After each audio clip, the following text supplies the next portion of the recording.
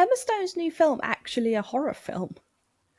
I've just got back home from a screening of Begonia, which is the new film by Yorgos Lanthimos, and it stars Emma Stone. She plays an executive who is kidnapped by two men who are convinced that she's an alien. No, as you do. And I didn't have any expectations going into the film. I like a bit of Yorgos Lanthimos, but I didn't know much about the film. I just went in, had a great time. But what I did not expect is how grim this film was. And that is a compliment, by the way.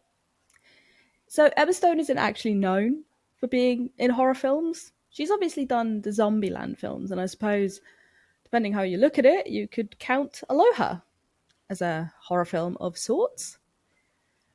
But in general, the stuff with Yorgos Lanthimos that she's done, like The Favourite and Poor Things, they're just weird. And don't get me wrong, Begonia's weird.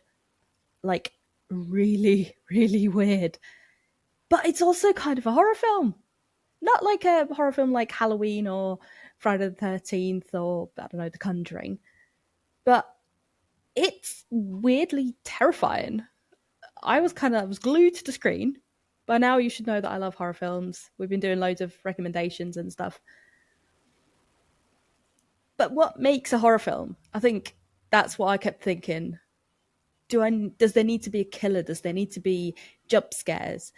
Does it need to be about ghosts or demons or whatever? Or can it just be something that is the only word I can think about with this film is grim. Not depressing, but kind of just like, I feel like my face towards the end of it was just like, I probably looked hella weird when I was watching it. But no, I'd love to know what you think. What makes a horror film? Does a film like this count as a horror film? Have you seen it?